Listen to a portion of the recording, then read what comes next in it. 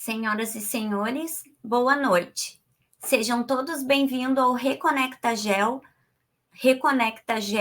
segundo workshop da APSG e ABGE Sul, Práticas em Geologia de Engenharia, Geotecnia e Geoambiental, realizado pela Associação Profissional Sul-Brasileira de Geólogos e pela Associação Brasileira de Geologia e Ambiental Núcleo Sul. Agradecemos ao patrocínio do CREA-RS e Mútua-RS. Convido a todos a assistir o vídeo dos patrocinadores.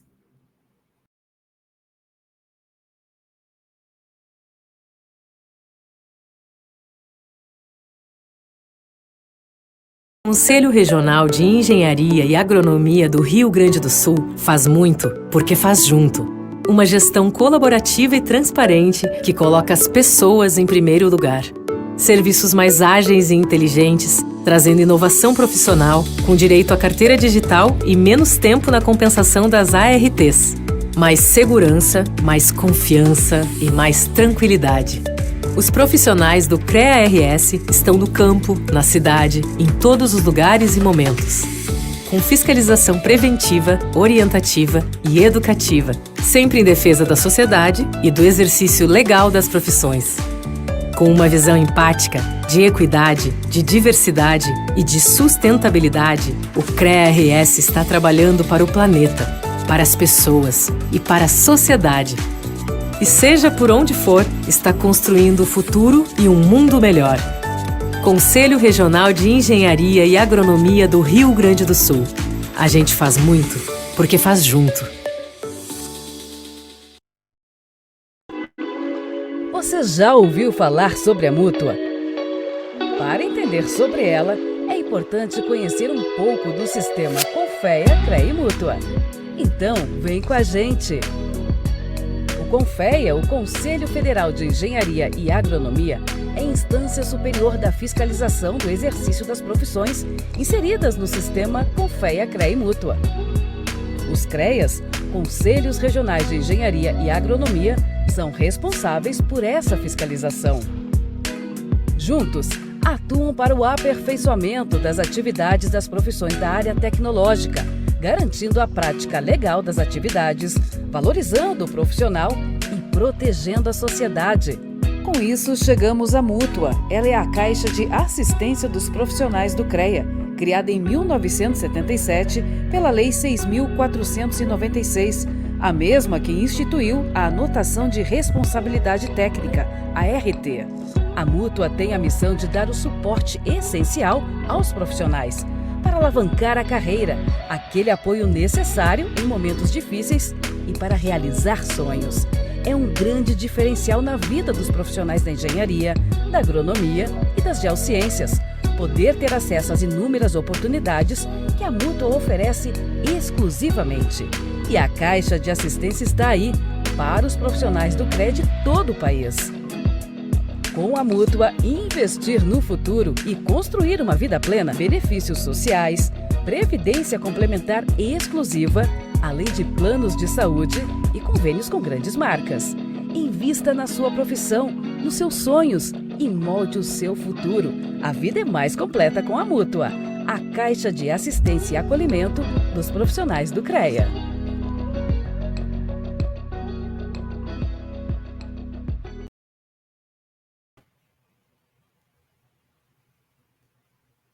E para dar as boas-vindas, passamos a palavra ao presidente da Associação Profissional Sul-Brasileira de Geólogos, o geólogo Daniele Di Giorgio, mestre em engenharia com foco em metalurgia extrativa e tecnologia mineral pela Universidade Federal do Rio Grande do Sul e engenheiro de segurança do trabalho.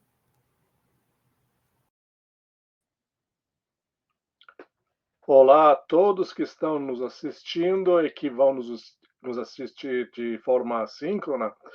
Bem-vindo ao último dia do primeiro ciclo de Reconecta Geo, um evento promovido pela PSG e pela BGE, com patrocínio do CREA-RS e da Mútua-RS, com realização da ELO. Então, essa é a última palestra desse primeiro ciclo, vai ser realizada pelo professor Serri. Professor Serri,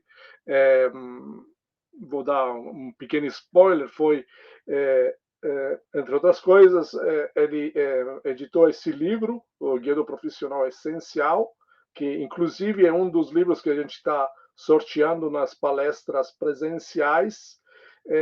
Esse livro vai ser meio que uma inspiração dessa palestra do professor Serri, que é sobre como se preparar para atuar na geologia da engenharia ambiental.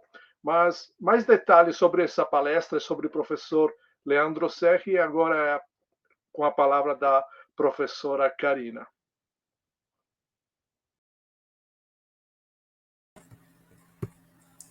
Então, gente, boa noite a todos vocês. Estamos dando início, à nossa última noite desse primeiro ciclo. Nessa noite nós temos, então, o privilégio de ter conosco o professor e geólogo Leandro Serri. Então, quero começar agradecendo ao geólogo Leandro por topar estar nessa noite aqui conosco. O Leandro já é um parceiro antigo da BGE e, mais uma vez, está aqui se disponibilizando a conversar conosco. Leandro Serri é geólogo, formado pela Unesp de Rio Claro em 1980. Entre 1980 e 1995, trabalhou no Instituto de Pesquisas Tecnológicas, IPT, até se transferir para a Unesp de Rio Claro. Na própria Unesp de Rio Claro, obteve doutorado em 1993 e a livre docência em 2001. Por mais de 20 anos, ministrou aulas em cursos de graduação e de pós-graduação, bem como orientou trabalhos de conclusão de curso, iniciações científicas, mestrados e doutorados, além de executar e coordenar projetos de pesquisa. Mesmo durante o tempo em que se dedicou ao meio acadêmico, permaneceu atuando intensamente junto ao mercado corporativo. Sempre teve imenso prazer em ajudar profissionais a estruturarem suas carreiras e a ingressarem no mercado de trabalho. Ao completar 60 anos e logo em seguida se aposentar, em maio de 2016, inaugurou uma nova fase em sua vida, que considera a mais produtiva e gratificante. Criou a oficinas Leandro Serri, em leandroserri.com, por meio das quais ajuda profissionais a definirem a melhor estratégia de transformação e aprimoramento de suas carreiras. Atualmente é palestrante, escritor, mentor de carreira e oferece treinamentos presenciais e online. Compartilha sua extensa e diversificada experiência profissional e pessoal nas suas redes sociais e vocês podem contatá-lo através do e-mail leandro@leandroserri.com. Então, desejo uma ótima apresentação a ti, Leandro, e passo a palavra. Obrigada. Eu agradeço imensamente aí pelo convite da PSG e a BGE Núcleo do Sul. É um prazer enorme ter essa oportunidade de trazer aqui para vocês aspectos referentes à estruturação da carreira profissional. É um tema que eu sou apaixonado por ele e, ao longo da minha apresentação aqui, eu espero trazer aspectos que possam contribuir para que vocês se tornem um profissional melhor, mais valorizado, melhor remunerado, mais produtivo, mais bem-sucedido e, o que mais importa, mais feliz. Então, vamos começar aqui. Eu preparei alguns slides para a gente, para organizar aqui a apresentação. Então, eu, como a Karina disse, eu sou geólogo formado em 1980. Eu gosto de repetir essa data, porque faz tanto tempo que às vezes a pessoa acha que eu errei a data. Não, é 1980 mesmo. Há 15 dias atrás, nós fizemos uma reunião de turma para comemorar 42 anos e meio de formado, porque a pandemia não deixou a gente fazer a festa de 40 anos. Então, eu me formei em 1980 na Unesp de Rio Claro, e logo em seguida, a formatura, eu entrei no IPT, Instituto de Pesquisas Tecnológicas do Estado de São Paulo, que é uma fantástica escola para se aprender a trabalhar no mercado corporativo. E lá fiquei por 15 anos. E depois do doutorado, me transferi para a Unesp em Rio Claro, onde eu tinha feito o curso. É um privilégio você voltar para a escola onde você estudou, aí na qualidade de professor. e fiquei na Unesp por 22 anos. E conheci bastante, então, o meio acadêmico. Mas mesmo no meio acadêmico, eu não deixei de atuar no mercado corporativo. Eu sempre desenvolvia trabalhos para empresas privadas, empresas públicas, dava consultoria, fazia perícias, e não me desliguei do mercado corporativo. Isso me custou um pouco, porque eu precisava trabalhar muito mais horas do que o normal, né? Mas foi uma experiência bastante gratificante. No mercado corporativo, eu me deparei com a questão de resolução de problemas, como todo profissional do mercado corporativo faz, né? E no meio acadêmico, o mote era metodologia da pesquisa. São dois universos bastante diferentes, né? Ali no mercado corporativo, a minha questão principal era o entendimento do problema. E no meio acadêmico, a objetividade e a sistematização. Enquanto no mercado corporativo eu vou em busca de solução de um problema, no meio acadêmico eu vou atrás de um método de trabalho. E eu tive o privilégio de atuar tanto no mercado corporativo quanto no meio acadêmico e combinar essas duas formas de atuação. E, com certeza, a observação da busca da solução combinada com um método, né, que vem da metodologia da pesquisa, com ferramentas, conceitos, com técnicas da metodologia da pesquisa, fez com que eu aprimorasse a minha atuação técnica. E, em maio de 2016, logo depois que eu completei 60 anos, como a Karina já citou, eu aposentei. E aí eu fiz uma reinvenção da minha carreira profissional. Eu deixei tudo o que eu fazia. Eu não fazia mais projeto, não orientava mais TCC, não dava mais aula, não orientava mestrado, não orientava doutorado, eu não tinha mais trabalho de consultoria. Eu me dediquei nas oficinas Leandro Serri e, particularmente, na oficina da carreira que eu criei em 2016, eu me dediquei e me dedico ainda à mentoria de carreira, onde eu ajudo profissionais a estruturarem as suas carreiras com base nas habilidades que o mercado de trabalho hoje e no futuro ele exige, né? E vai exigir no futuro. Também atuo com palestras e treinamentos para empresas, onde eu procuro ajudar as empresas a terem equipes mais produtivas, né? E a melhorar o lucro dessas empresas.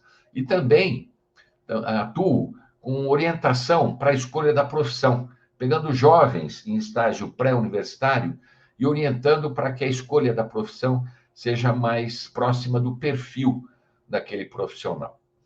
Em 2021, eu publiquei esse livro que o geólogo Daniele apresentou para vocês, Guia do Profissional Essencial, 5 passos para estruturar sua carreira no mercado pós-pandemia, muito do que a gente vai conversar hoje aqui, nessa uma hora e pouquinho de live, é o conteúdo desse livro. E nesse site, leandroserri.com, vocês podem acessar os capítulos iniciais do livro, gratuitamente, né? E também podem degustar o livro, né? E também podem fazer a solicitação de aquisição do livro, se assim desejarem. Agora, em 2023, eu publiquei um segundo livro, um e-book, está disponível na Amazon, cujo título é Ajude, não atrapalhe, como participar da escolha da profissão de seu filho. Os jovens que estão escolhendo a profissão e a carreira, hoje são da geração Z, e a maioria dos pais desses jovens são da geração X. E há uma dificuldade muito grande de conversar sobre o tema relacionado à carreira, profissão, sucesso, estilo de vida. São duas gerações que enxergam o mundo nesses aspectos e em vários outros de uma forma muito diferente. E para evitar conflitos, eu escrevi esse livro e ele está disponível na Amazon, né? Na plataforma da Amazon. Muito bem. Quais seriam as habilidades que o novo mercado de trabalho exige? O que é esse novo mercado de trabalho?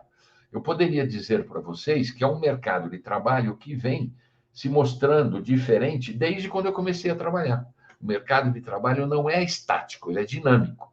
E sempre ele está cobrando novas habilidades da gente, principalmente pelo aumento do conhecimento científico, né? Pelo aumento da disponibilidade de tecnologias para nosso uso. Então, sempre tem algo novo que o mercado de trabalho vem exigindo da gente. Mas quais seriam essas habilidades? A gente vai entrar no detalhe nessa live, quais são as habilidades que eu considero, a partir dos meus estudos, da minha vivência e experiência profissional de mais de 42 anos, né, no meio corporativo e no meio acadêmico, como eu já falei, quais são essas habilidades que são necessárias hoje.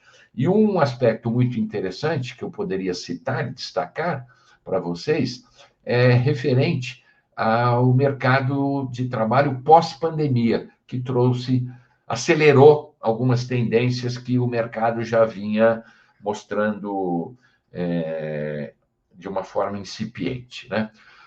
E uma outra forma de falar dessas habilidades é o título dessa apresentação. Como se preparar para atuar em geologia de engenharia ambiental hoje e no futuro?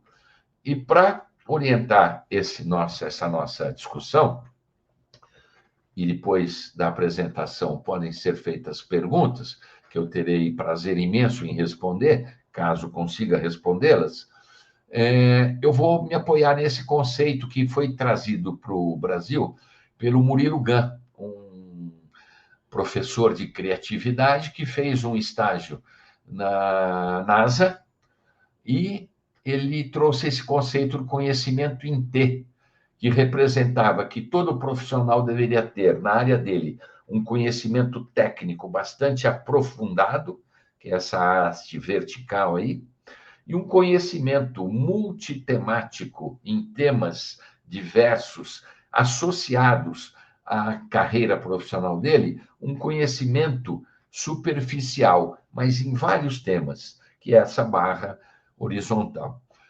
Antes ainda da pandemia, com base na minha vivência e experiência profissionais, eu imaginei que esse conceito de conhecimento em T devesse passar por uma transformação e se transformar, então, em conhecimento em Pi. E eu acrescentei uma nova barra vertical, paralela ao conhecimento técnico, que eu chamei de autoconhecimento, e que deveria ser também um conhecimento aprofundado, um autoconhecimento. E tive a sorte de, com a pandemia, acertar na mosca, porque a pandemia mostrou exatamente a necessidade da gente desenvolver muito o autoconhecimento. Isso mudou completamente as exigências do mercado de trabalho para os profissionais, não só para os jovens profissionais, para os profissionais mais experientes também, como a gente vai ver hoje. Bom, a gente poderia dividir as habilidades que o mercado exige, que o mercado cobra da gente, em dois grandes universos. As habilidades técnicas, que são as hard skills, e as habilidades comportamentais, que são as soft skills. Nós vamos ver bem detalhadamente cada uma delas nessa apresentação de hoje. As habilidades técnicas, hard skills, elas aparecem nos anúncios de emprego e nos planos de carreira, detalhando o que a vaga exige para que o profissional consiga desempenhar a sua função, para a qual ele será contratado, ou para ele ser promovido. Essas são as habilidades técnicas. Elas são mais próximas da gente. A gente conhece mais as habilidades técnicas do que as outras habilidades. As habilidades comportamentais, soft skills, também podem ser denominadas habilidades socioemocionais ou transversais, power skills, tem vários nomes, né? E elas têm dois subtipos. Algumas são chamadas as emocionais, que dizem da relação da gente com a gente mesmo. Quais são alguns exemplos? Automotivação, autoconfiança, autocontrole, inteligência emocional, resiliência, persistência, flexibilidade, etc. E outras habilidades comportamentais são as habilidades sociais, que têm uma relação da gente com as outras pessoas que estão no nosso ambiente de trabalho. Quais são elas? Cooperação, empatia, boa comunicação, escuta ativa, gestão de conflitos, negociação, assertividade, respeito às diferenças, etc. Nós vamos apresentar aqui para vocês o que o Fórum Econômico Mundial coloca como as habilidades necessárias para os profissionais no ano de 2022 e no ano de 2023, em ordem decrescente de importância. E vejam que a primeira, lá de 2022, é a resolução de problemas complexos. As duas primeiras aqui, em 2023, pensamento analítico e pensamento criativo. O que a gente consegue observar é que, ano a ano, o Fórum Econômico Mundial ele muda o jeito de falar de habilidades que, na verdade, são muito semelhantes, se não forem as mesmas, né? E eu fiz um exercício aqui de classificar em habilidades técnicas e comportamentais essas habilidades que o Fórum Econômico Mundial coloca como necessárias para o profissional em 2022 e nesse ano de 2023. Em verde, as que eu entendo que são habilidades técnicas, e em vermelho, o que eu entendo que sejam as habilidades comportamentais. O que está em preto aí eu não consegui, segundo o meu grau de conhecimento, não consegui classificar em técnica ou comportamental. E é interessante a gente observar que é mais ou menos metade do que o Fórum Econômico Mundial coloca, a partir da contribuição de vários pesquisadores do mundo todo, eles colocam uma parte de habilidades, uma boa metade de habilidades técnicas, que são necessárias, mas também uma boa habilidade, uma boa parte de habilidades comportamentais. Então, isso é fundamental, a gente está ligado nisso. Primeiro, nós vamos ver aqui como que a gente aprende habilidades técnicas. E depois eu vou discutir aqui com vocês um pouco como que a gente aprende habilidades comportamentais. Muito bem. Bom, no conceito de conhecimento em Pi, nós vamos falar aí da haste vertical do conhecimento técnico. Só existem 4 formas de a gente aprender o conhecimento técnico, aprender a trabalhar. A primeira delas é na nossa graduação, ou nos cursos técnicos e tecnológicos que fazemos. Infelizmente, com base na minha experiência de cerca de 25 anos no ensino superior, em universidades privadas e universidade pública, eu considero que uma boa parcela dos cursos de graduação no Brasil, né, e em outros países também, eles não conseguem ensinar o profissional a trabalhar. Isso pode parecer estranho, mas eles não conseguem desenvolver habilidades nos alunos. Por quê? Porque os projetos pedagógicos tradicionais estão focados no conteúdo e não na prática. E é a prática que faz o desenvolvimento das habilidades. Como se houvesse, eu coloco no meu livro uma metáfora, como se houvesse um curso hipotético para ensinar o aluno a andar de bicicleta. Então, ele entra no curso para aprender a andar de bicicleta, aí ele tem cálculo 1, cálculo 2, física 1, física 2, química 1, química 2, biologia, tem várias disciplinas, mas nenhuma delas bota ele em cima da bicicleta para ele desenvolver essa habilidade. E, às vezes, há cursos cujo aluno tem o término de sua formação, mas é uma formação incompleta. Ele não conseguiu aprender a andar de bicicleta totalmente durante o seu curso. E depois, quando ele vai para o mercado corporativo, ele entra numa empresa, a primeira coisa que fazem para ele é dar uma bicicleta. Ele tenta andar e, certamente, ele vai levar alguns tombos que podem até comprometer o sucesso na carreira dele.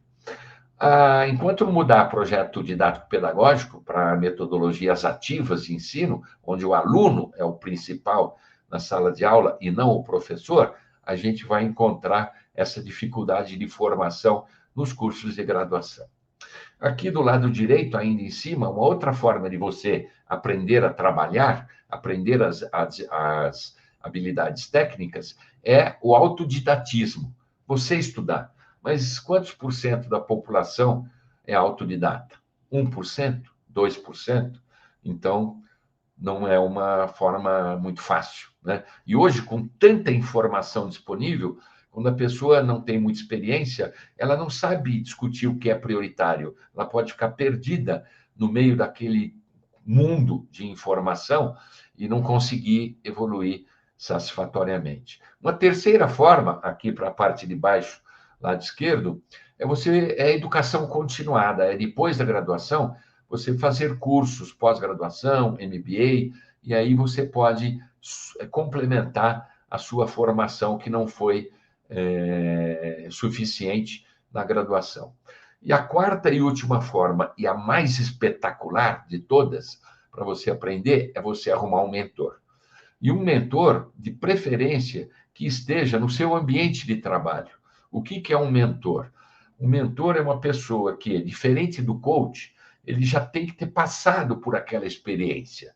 E ele tem disposição e disponibilidade para lhe contar como é que ele fez e você tirar dessa história, dessa experiência de um mentor, aquilo que é importante para o seu perfil. Não é, o mentor, ele não dá uma receita de bolo, ele conta como ele fez, como ele enfrenta os desafios, como ele enfrentou, como ele vê o mercado de trabalho, e esse mentor vai te dando dicas para você, mentorado, ir fazendo a sua carreira. Essa é disparado, você achar um mentor no local que você está trabalhando, é disparado a forma mais fácil de você aprender a trabalhar. Muito bem. Lembrando sempre que a competência técnica, ela não é só o conhecimento, só o saber. Isso a universidade é fantástica para dar esse conhecimento. Mas ela é também a habilidade, é saber fazer. Por isso que eu uso a metáfora da bicicleta, de andar de bicicleta. Não adianta eu conhecer tudo sobre a bicicleta, eu assistir vídeo, como andar de bicicleta, ler livros em vários idiomas, como fazer para andar de bicicleta. Eu preciso subir na bicicleta, levar uns tombos, ter as duas rodinhas lá de trás, ando um pouco, tiro uma rodinha, passo um tempo, tiro outra rodinha, aí sim eu vou ter a habilidade, eu vou desenvolver a habilidade, vou saber andar de bicicleta. E é isso que a gente precisa. Também não para por aí na nossa carreira. Nós temos que, além disso, saber julgar, saber decidir, né? E também ter atitude, agir. Só fazendo tudo isso é habilidade técnica, né? Que eu consigo ser um profissional competente. Não é o conhecimento só, ok? Muito bem. E eu trago aqui para vocês uma figura que está no meu livro, Guia do Profissional Essencial, que fala sobre os níveis de atuação técnica. E esses níveis de atuação técnica, eu coloquei aqui nessa figura, nesse histograma, né? Tenho ali a primeira etapa, primeiro nível de atuação técnica, coleta e registro de dados. Quem trabalha com resolução de problemas, como nós, da Geologia de Engenharia e Geologia Ambiental, a gente sempre começa por aí, coletando e registrando os dados. Depois, nós vamos para uma fase de organização dos dados. Em seguida, tratamento e interpretação dos dados. E, finalmente, obtenção dos resultados e formulação das conclusões. Mas vocês percebem aí que no eixo X, a complexidade ela vai da esquerda para a direita. O trabalho menos complexo é a coleta e registro de dados.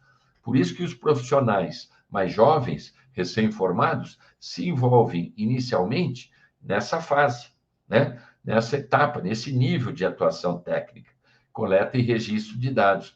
Você não vê um recém-formado trabalhando em obtenção dos resultados e formulação das conclusões, né? Por quê? Porque falta a ele ainda um pouco de experiência. Então, o normal é a pessoa começar, né, como recém-formado, coleta e registro de dados e, com o desenvolvimento da carreira, né, aumentando a complexidade, em função do amadurecimento profissional que ela vai tendo, né? E isso aí, essa sequência de níveis, é isso que é método. E é isso que falta muito em muitos cursos de graduação nas universidades brasileiras. Passar para o aluno um método de trabalho. Como eu faço a coleta de dados? Como eu faço o registro de dados? Até quando eu vou coletar dados? Quando eu paro, eu coleto dados secundários, dados de bibliografia, ou eu coleto dados primários também, ou diretos, né? Secundários e indiretos, e primários e diretos. Quando que eu vou buscar um dado, quando que eu vou buscar outro? O que é a organização dos dados? Né? Tabular dados, codificar dados, né? Fazer distribuição espacial, tanto na horizontal como na vertical, que é tão importante para nós. O tratamento de dados, que hoje tem várias ferramentas tecnológicas que permitem que a gente faça até modelagem, não é, geológica, modelagem geotécnica, modelagem hidrogeológica, modelagem numérica dos terrenos, não é? E a interpretação dos dados, né? Isso tudo, eu tenho aqui no eixo Y ali, eu tenho a relevância e o reconhecimento, que ele não é linear, é exponencial. Quanto mais eu vou desenvolvendo a minha carreira para executar as tarefas aqui para a direita, mais valorizado eu sou, melhor remunerado eu sou. E há pessoas que, por opção, ficam ali nas etapas iniciais só.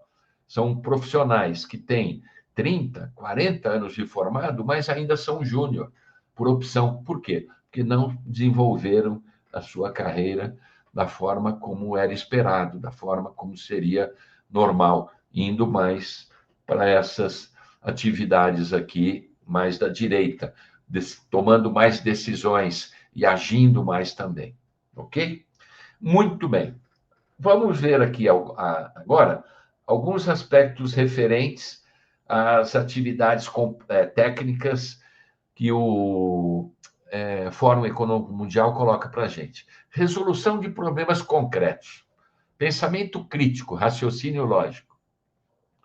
Aqui, em 2023, já coloca pensamento analítico, pensamento criativo, né? Olha lá, aqui em 2022, julgamento e tomada de decisão. Olha lá, flexibilidade cognitiva, que é a mesma coisa de resolução de problemas complexos. Estranho, está ali em primeiro e em 10º.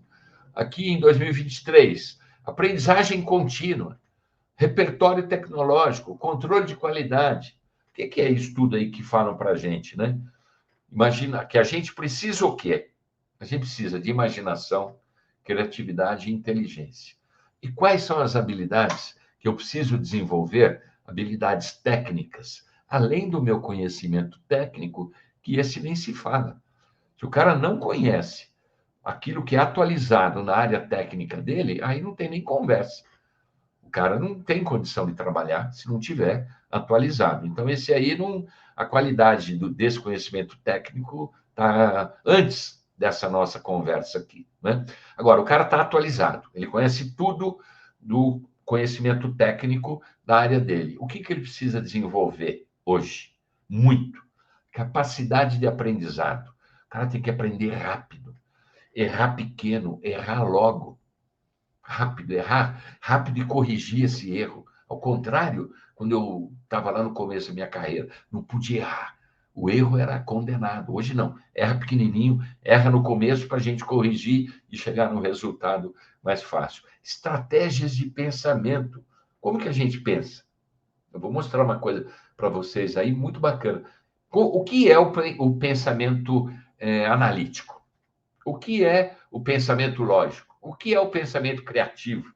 O pensamento lateral? Tudo isso tem conceito. E são formas de pensar que eu domino a minha forma de pensar sobre um problema. Isso é fundamental a gente aprender. E a resolução de problemas. Usar essa capacidade de aprendizado, usar essas diferentes estratégias de pensamento para a resolução de problemas.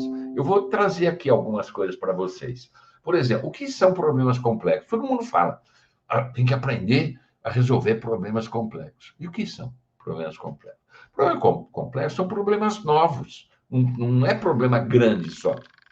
São problemas que não são regulares ou recorrentes, que qualquer um no meio técnico sabe resolver, né? Tem os problemas raros e tem os problemas que não tinham aparecido ainda. E esses são complexos, né? E o que é pensar fora da caixa? Que todo mundo também fala. Pô, você tem que pensar fora da caixa, né? O ensino formal ensina a gente a pensar tudo direitinho, todo mundo igual, e depois cobram que a gente pense fora da caixa, né? É um contrassenso aí, né? O que é o processo de pensar fora da caixa? É um pensamento criativo e inovador que busca soluções além das ideias e abordagens convencionais. E o profissional, para ele conseguir fazer isso, ele tem que saber que ele precisa buscar abordagens além do que é convencional, além do que é normal.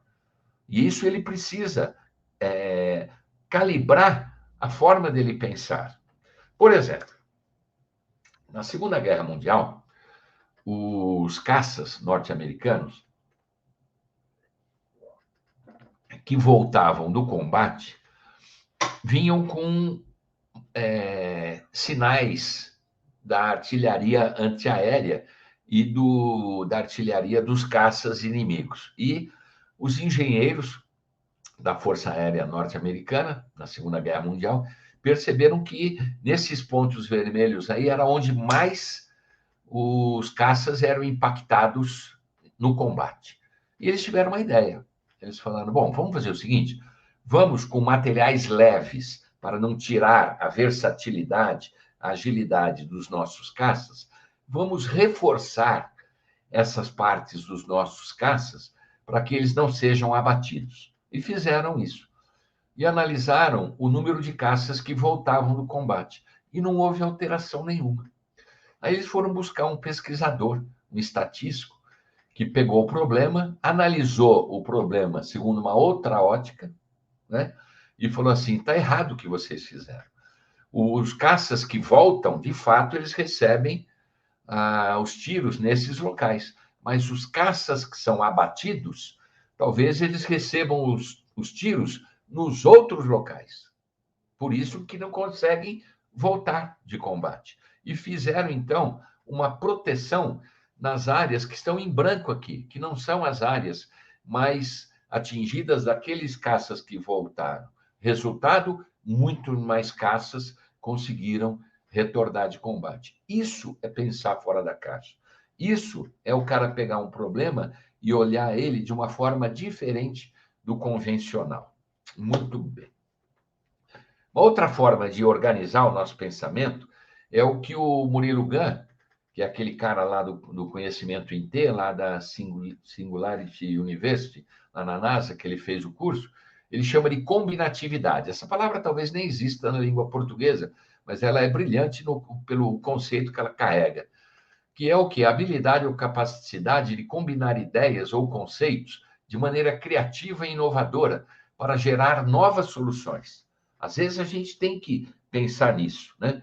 Por exemplo, tem uma história que a motocicleta foi inventada em Tóquio porque o trânsito era muito severo, né? Um congestionamento danado, os carros não andavam, e as bicicletas, então, andavam entre os carros, mas de uma forma muito lenta.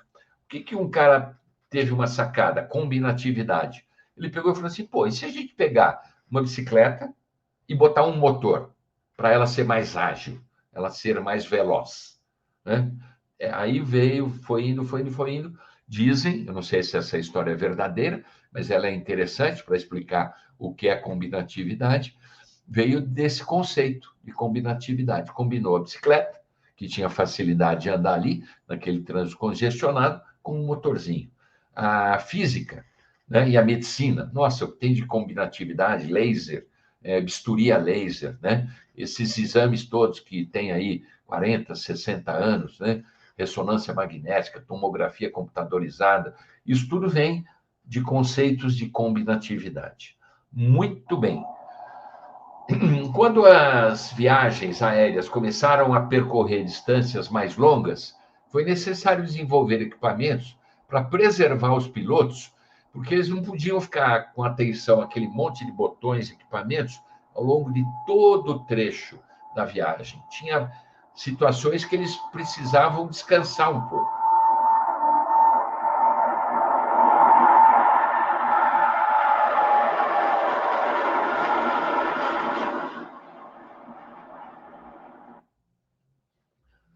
E com isso foi inventado o piloto automático.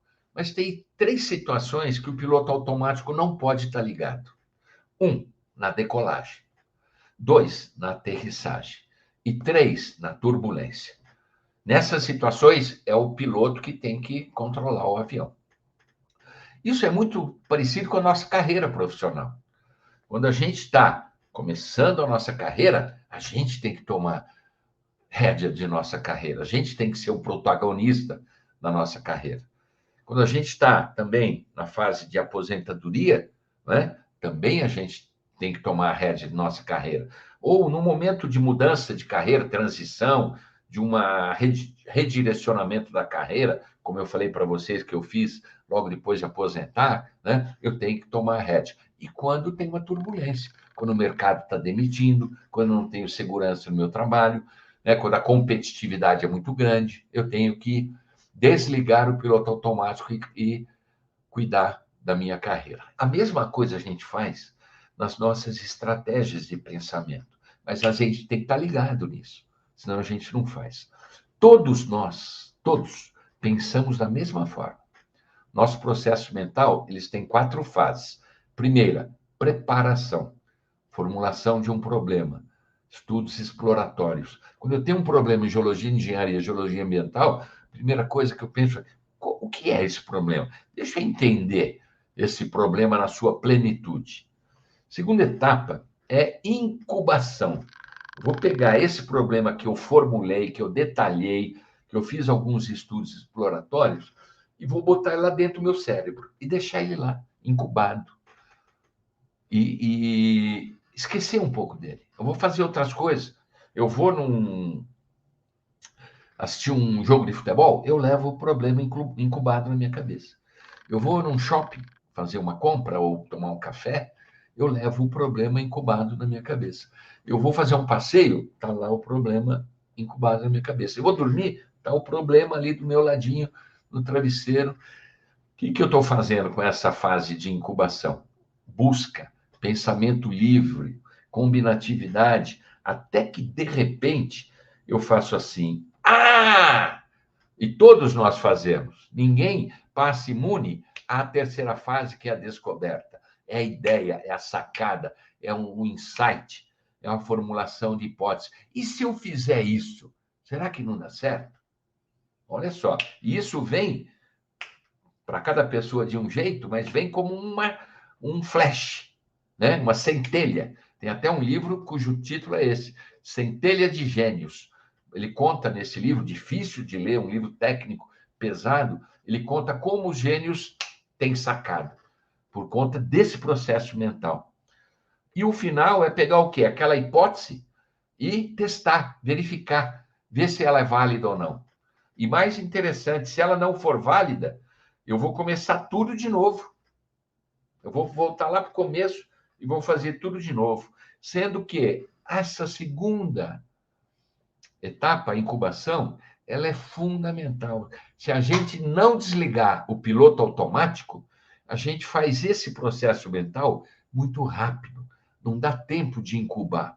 Não dá tempo do problema ficar ali na cabeça e deixar ele maturar. Não dá tempo da gente esperar a terceira fase, a descoberta, a ideia, a sacada, o insight, ela desabrochar. Então, quando eu estou diante de um problema complexo, eu tenho que desligar o meu piloto automático do pensamento, lembrar desse slide aqui e passar essas 4 fases quantas vezes for necessário, até a resolução do problema. Isso é uma habilidade técnica que o novo mercado de trabalho está exigindo hoje e vai exigir no futuro. Então, desliga o piloto automático quando for necessário. Quando é um problema comum, não precisa desligar o piloto automático. Dá para fazer ele normal, como a questão lá da aviação.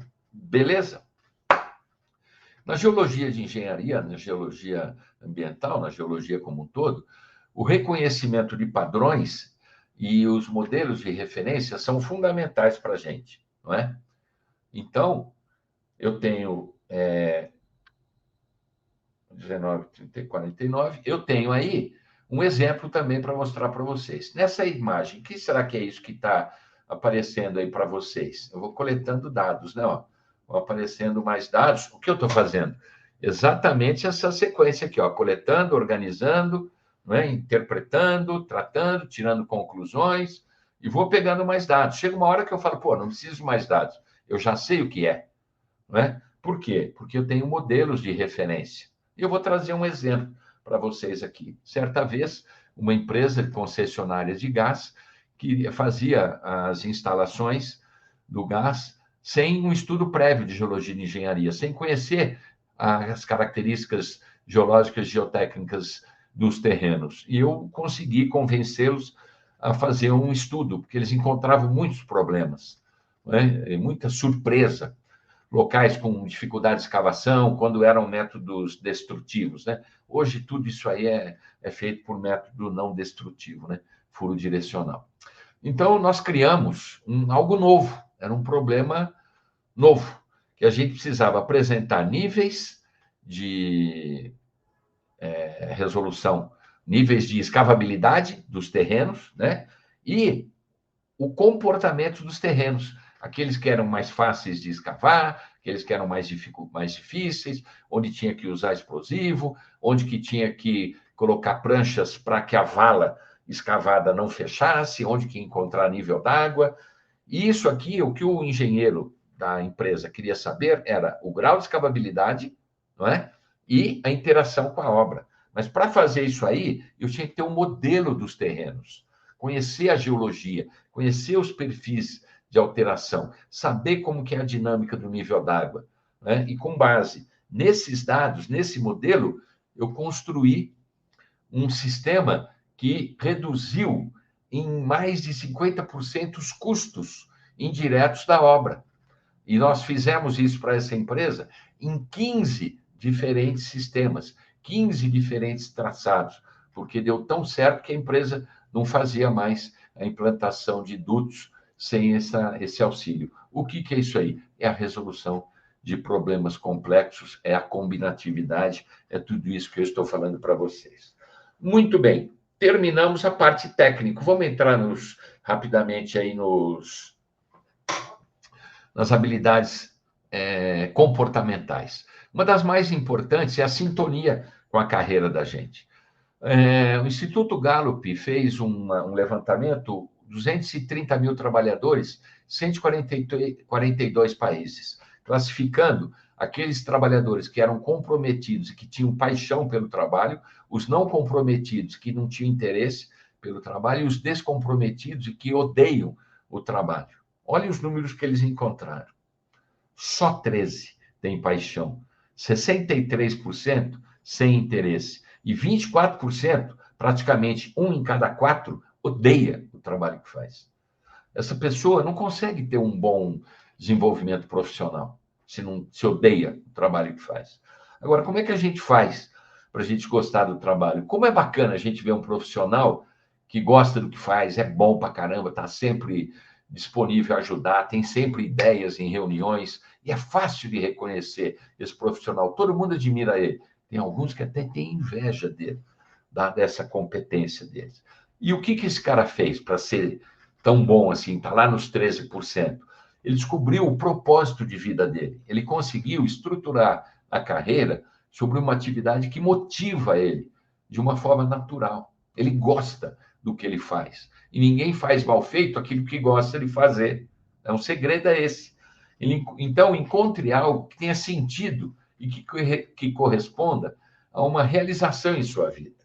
Olha que bacana esse filme aqui. Esse garoto, ele está no que é chamado pela psicologia em estado de alto grau de concentração, focado, né? Por quê? Porque ele está fazendo alguns desafios e ele vai aumentando os desafios e a mãe dele chama, Joãozinho, vem tomar banho. Ele não quer parar, ele quer continuar fazendo isso. E esse cidadão aqui, um húngaro radicado nos Estados Unidos, ele, Mihaly, alguma coisa impronunciável sobre o nome dele, ele desenvolveu um conceito que ele chamou de estudo de fluxo, ou flow, que combina desafios no eixo Y com capacitação do profissional no eixo X. E que ele mede a realização do profissional segundo essa figura. Então, se o profissional está aqui na região do ponto A, o que ele sente? Medo, fracasso, estresse no dia a dia do trabalho dele. Por quê? Porque ele está enfrentando desafios, olha lá, muito mais elevados do que a capacitação que ele tem. Já se ele está na região do ponto B, o que ele sente no trabalho, no dia a dia? Apatia, tédio, desânimo. E um profissional com medo, fracasso, estresse, ou apatia, tédio e desânimo, não consegue ser um bom profissional. Então, se o cara tem medo, fracasso ou estresse, tem esse sentimento, o que ele precisa fazer? Ele precisa aumentar a capacitação profissional dele, fazer cursos, buscar um mentor, né, para poder enfrentar aquele desafio de uma forma bacana, de uma forma gostosa, como aquele menino trabalhando ali. E se ele está ali na apatia, tédio e desânimo, ele tem que buscar o quê? Desafios maiores. Como? Mudando de projeto, fazendo progressão lateral, mudando de setor na empresa, mudando de emprego, mudando de área. Enfim, o que não pode é ele ficar fora dessa linha de estado de fluxo, porque o mercado hoje só valoriza para os melhores cargos quem está nessa linha do estado de fluxo. E a carreira da gente, como esse pontinho quadradinho branco, ela não é estática, ela vai mudando ao longo do tempo. E cabe ao profissional ir aumentando sua capacitação ou aumentando seus desafios e buscando ficar sempre nesse estado de fluxo. Uma outra habilidade comportamental que se exige do profissional para a geologia e engenharia ambiental hoje e no futuro é o posicionamento e a diferenciação. O que é isso? Aí eu recorro à metáfora do pato. O pato, ele faz um monte de coisa, mas ele não faz nada bem. Ele não nada bem, ele não corre bem, ele não voa bem.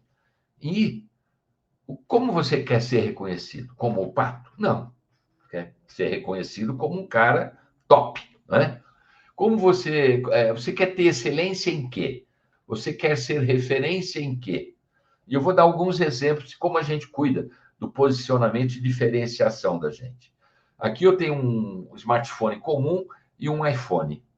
As funcionalidades são muito parecidas, né? Mas um iPhone custa muito mais caro do que um smartphone comum. Aqui eu tenho uma caneta Montblanc, né? Caneta que os advogados adoram e tal. Ela escreve talvez tão bem quanto essa caneta aqui minha. A funcionalidade dela não é tão superior à minha caneta, mas custa infinitamente mais.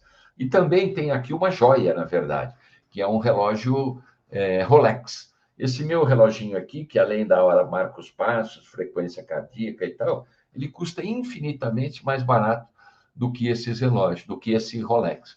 Agora, por que esses materiais, né, custam tão mais caro do que os concorrentes deles? Porque eles têm um posicionamento e uma diferenciação. Eles conseguiram agregar valor ao que eles fornecem, né? Assim como o Cirque du Soleil. Não é um circo normal, é um circo diferente. O Cirque du Soleil, ele tem espetáculos, trapezistas, ele é um circo diferente. Ele viaja o mundo todo, está sempre lotado a agenda lotada, os espetáculos lotados. Por quê? Posicionamento e diferenciação. A gente, hoje, no mercado, tem que ter diferenciais competitivos. A gente tem que ser algo diferente daquilo que é normal, daquilo que todo mundo faz. Aquilo que pouca gente faz é que é valorizado, não é? E você tem que ser diferente no mercado de trabalho hoje. É uma outra habilidade que o mercado está exigindo. E, para isso, você tem que ser o protagonista de sua carreira profissional. Acabou o tempo em que o protagonista, quem cuidava da sua carreira profissional, era a empresa onde você trabalhava, era o seu chefe imediato, era um amigo mais experiente. Hoje, é você que tem que cuidar da sua carreira profissional. Muito bem, vamos chegando aí no autoconhecimento. Autoconhecimento é essa outra barra aqui que eu falei para vocês, né? Que tem que ser aprofundado. Eu vou tratar aqui só 3 aspectos do autoconhecimento que eu considero que sejam os mais importantes para o mercado corporativo. Um deles é o perfil comportamental. Todos nós temos um perfil comportamental predominante quando a gente é jovem na nossa profissão, quando a gente é um recém-formado, está começando a trabalhar. Ele pode ser um executor, que é o foco em realizar a tarefa. Ele pode ser um comunicador, que é aquele cara que é o conversador, que motiva todo mundo para a tarefa. Pode ser um planejador, que é aquele cara que foca em realizar tudo de modo sequencial, passo a passo, sem pular etapas.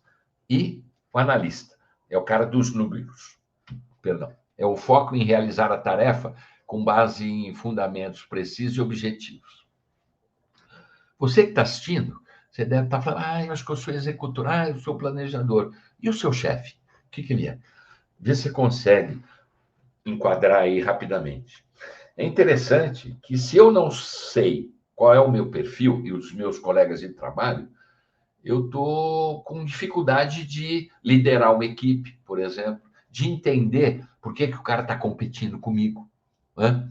Então, eu tenho que entender o meu perfil comportamental predominante, como que ele é, qual é da minha equipe, né? E até porque, com o passar do tempo, o ideal é você ir desenvolvendo habilidades dos tipos de perfil comportamental que você não tem, para você se tornar cada vez um profissional mais completo, né? Então, perfil comportamental é muito importante.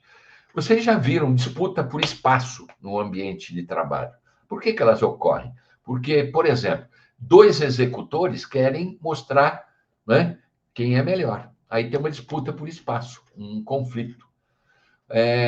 2 planejadores estão disputando também quem é o que tem mais qualidade, estão disputando espaço. E esses conflitos ocorrem muito no ambiente de trabalho e tem que haver uma gestão desses conflitos. E também outro tipo de conflito é o conflito de interesse entre grupos. Por exemplo, executores se dão muito bem com comunicadores, porque o que eles querem é fazer a tarefa. Não que a qualidade não seja importante, mas ele faz um trabalho nota 9 dentro do prazo, ele prefere, do que fazer um trabalho nota 10 fora do prazo. Já o planejador e o analista também eles têm uma facilidade de se relacionar. Por quê? Porque eles preferem fazer um trabalho nota 10 fora do prazo do que fazer um trabalho nota 9 dentro do prazo, ao contrário do executor e do comunicador. Então, pode haver entre essas pessoas com esses perfis diferentes conflitos de interesse. Se eu sou um líder de equipe, eu tenho como administrar isso com muito mais facilidade a partir desse aspecto do autoconhecimento.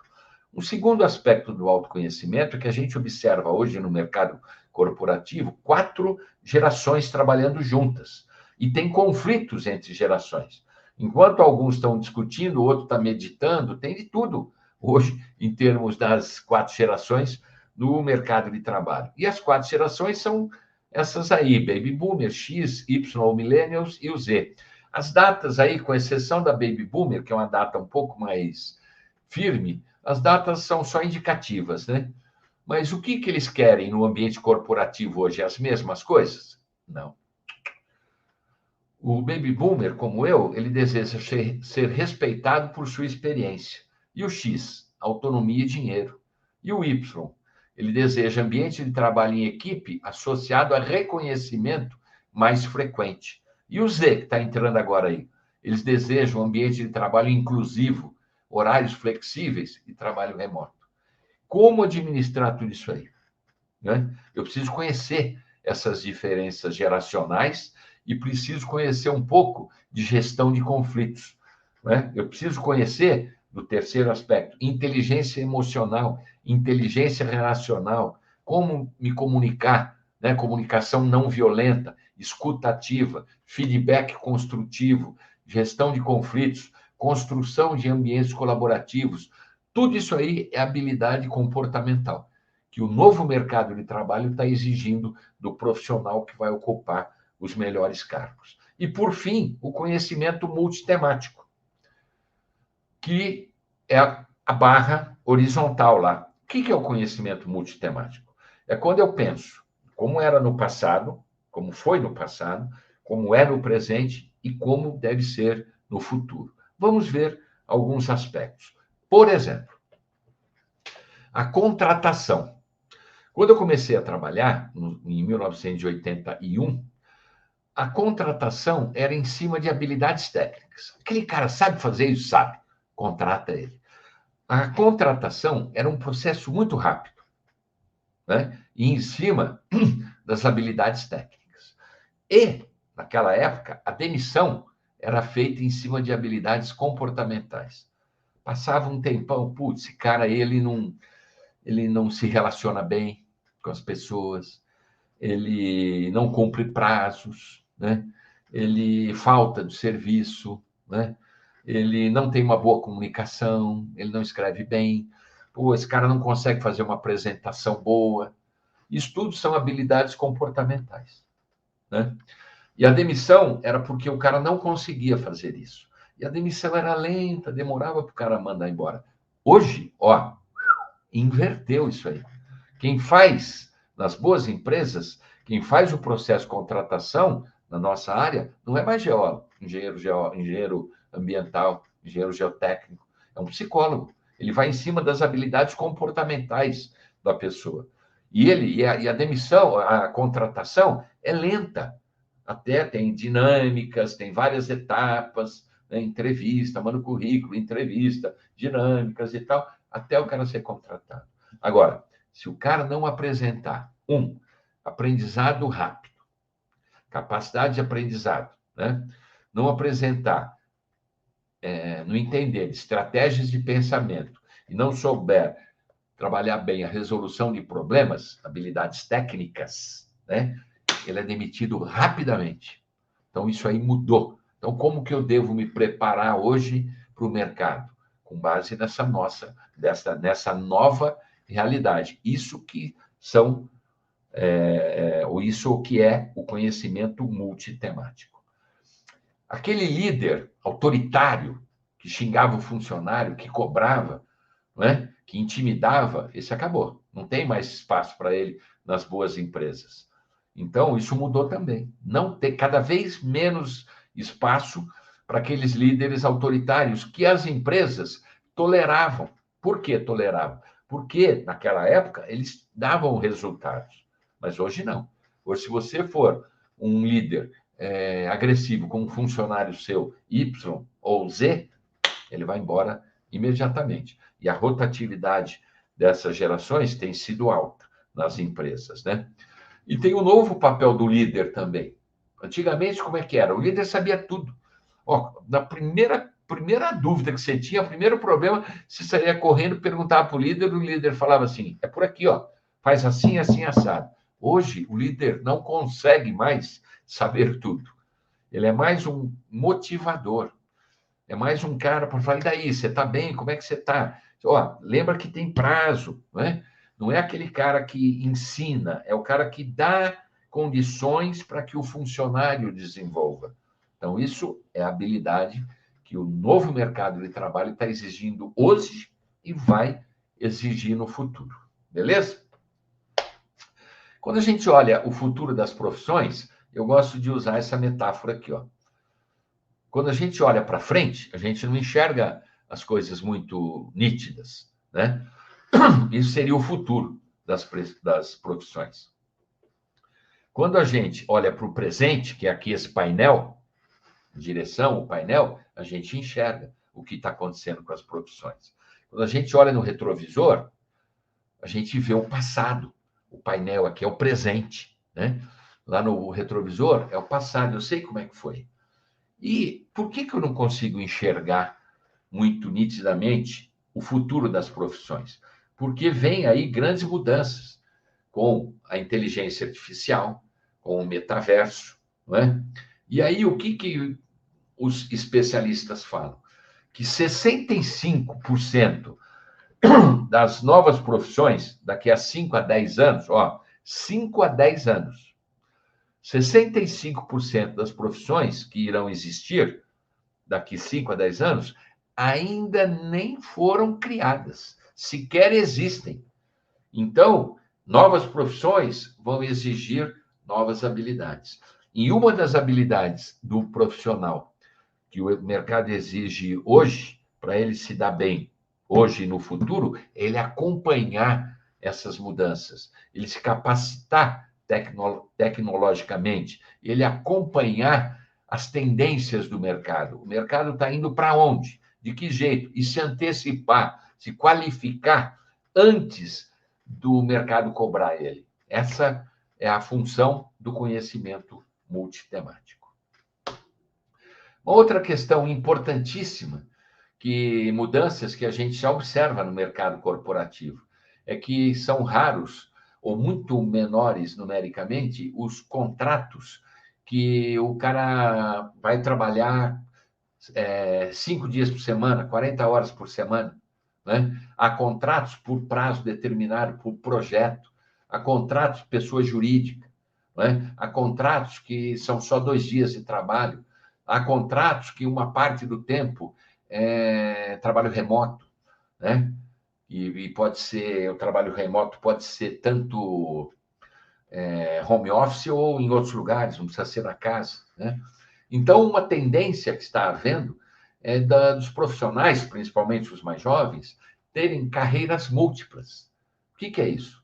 É o cara ele trabalha 2 dias para uma empresa, ele dá aula numa universidade, né? Ele tem um negócio digital na internet, ele toca saxofone numa banda que trabalha sábado, domingo, faz show, sexta-feira à noite.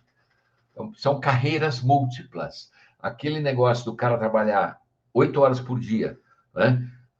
20 dias por mês, em uma única carreira, dizem os pesquisadores, e eu acredito, porque vejo isso no mercado, isso vai acabar.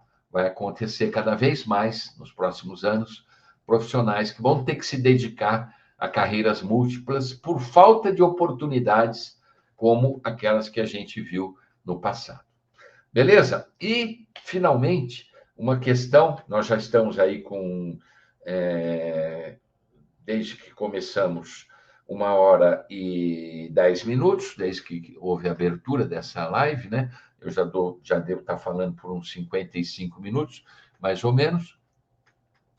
E a última questão que eu gostaria de trazer para vocês é a necessidade da comunicação.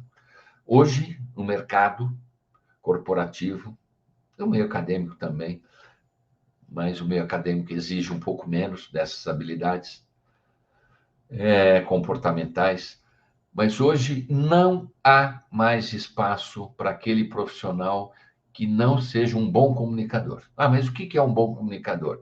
É ser igual ao Silvio Santos? Não. É um cara que sabe escrever bem, né? O cara tem que saber escrever um projeto de tal modo que um outro profissional leia o que ele escreveu e execute o projeto como se fora ele próprio. Isso que é uma boa comunicação. Eu escrevo uma proposta de trabalho, eu não vou trabalhar naquele projeto, eu saio da empresa, acontece alguma coisa, mas alguém pega e entende perfeitamente, o passo a passo, o que é para fazer. Um outro aspecto da boa comunicação é a comunicação falada. É a pessoa se comunicar de modo conciso, de modo super objetivo e de modo claro, né? As pessoas entenderem o que ela está falando. E existem técnicas para isso também. E essa habilidade comportamental também está sendo muito cobrada para os profissionais de hoje e vai ser cobrada no futuro. Aquele profissional que ele procrastina, aquele profissional que ele tem dificuldade de fazer uma apresentação para um cliente, para a diretoria da empresa dele, cada vez ele vai ter menos espaço no novo mercado de trabalho. E vejam, é muito mais difícil você treinar uma pessoa nas habilidades comportamentais ou socioemocionais do que treinar a pessoa nas habilidades técnicas. Habilidades técnicas são fáceis serem passadas para uma equipe, mas habilidades comportamentais e socioemocionais é muito difícil. Por isso que elas são e continuarão sendo né, as comportamentais socioemocionais, tão valorizadas. E a gente, até pouco tempo atrás, a gente não dava muita importância para elas, porque as empresas toleravam profissionais que não tinham as habilidades comportamentais tão desenvolvidas quanto as habilidades técnicas. Mas acredito eu que esse tempo acabou. Os melhores cargos, as melhores posições no mercado de trabalho, especialmente mercado corporativo, são para aqueles profissionais que têm boas habilidades ou desenvolveu habilidades comportamentais. Vejam, para finalizar, vejam só a importância disso. Tempos atrás, um profissional que era top, como profissional excelente, técnico, mas o cara não se comunicava muito bem, ele tinha espaço, um bom espaço nas empresas. Hoje, vale mais um cara com uma extraordinária comunicação e com uma capacidade técnica não nota 10 do que o contrário. Um cara capacidade técnica nota 10 e ruim de comunicação. Isso eu fui observando ao longo da minha carreira. Isso eu coloquei nesse livro Guia do Profissional Essencial, que eu publiquei em 2021 e que o geólogo Daniele mostrou para vocês. Eu espero que eu terminei, eu espero que vocês tenham aproveitado, né? Isso vai ficar gravado. Eu espero que tenha sido impactante para aqueles que ainda não tinham descoberto essa nova forma de olhar a profissão, e me coloco à disposição para resolver perguntas, e aí tem também os meus contatos, caso alguém queira posteriormente entrar em contato comigo, né? Agradeço muito pela atenção e devolvo aí a palavra, eu acho que para a Karina, provavelmente, né? Oi, agora sim. Professor Leandro, então, eu preciso começar te parabenizando, né, e agradecendo, primeiro, pessoalmente. Eu não sou geóloga, eu sou engenheira civil, mas estou me aventurando em fazer uma graduação em geologia atualmente, mas tenho aí 15 anos já como engenheira civil, e durante a tua palestra eu não pude deixar de pensar em como talvez a minha trajetória profissional teria sido impactada, teria sido diferente, né, se lá atrás eu tivesse ouvido alguém com a tua experiência falando sobre as coisas que tu falou hoje. Muito obrigado. Nós que agradecemos, na verdade, né? Mas fica a certeza de que certamente a minha carreira muda um pouquinho a partir de hoje, a partir das reflexões, né, que tu incitou que eu realizasse. Fico feliz com isso, Karina. Com certeza, obrigada. Mas certamente outras pessoas também estão sendo influenciadas por ti. Bom, mas eu também preciso te agradecer, né, em nome da BGE, da PSG, por topar estar aqui nessa noite conversando conosco, por mais uma vez atender um convite nosso. Então, de forma geral, muito obrigada. Eu falei para a Débora que a BGE mora num cantinho do meu coração.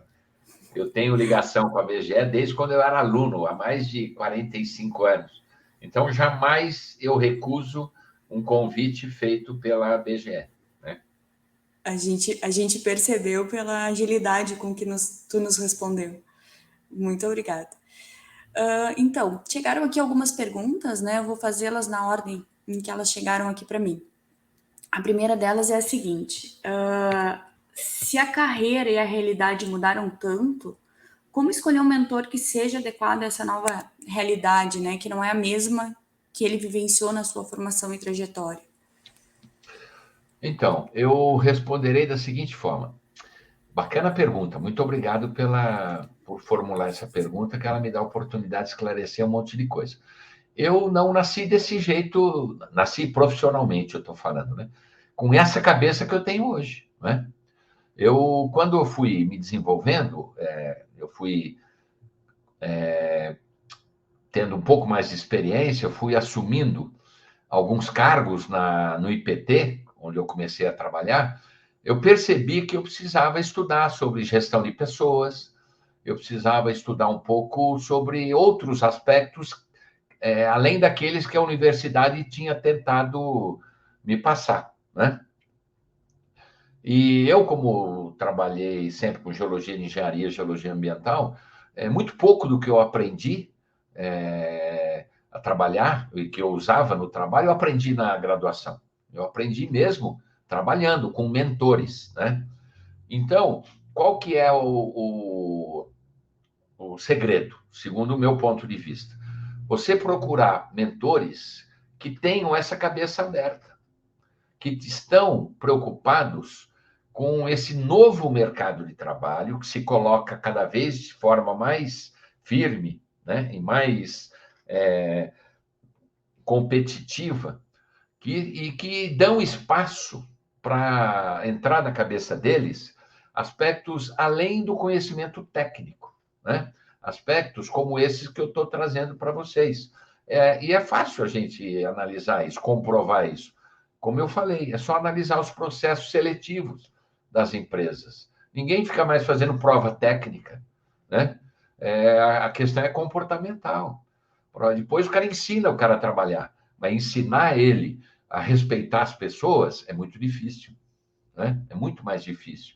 Então, eu procuraria um mentor que esteja evoluído, que não tenha parado no tempo. Porque se ele é um mentor que está parado no tempo, não adianta você buscar a mentoria dele. Ele não vai ter condição de te orientar para aquilo que o mercado está exigindo hoje. Infelizmente, você não vai conseguir ajuda. Agora, se você não encontrar um mentor atualizado, competente, capaz de te orientar, né, no ambiente de trabalho, você encontra na internet. Eu sou mentor, né?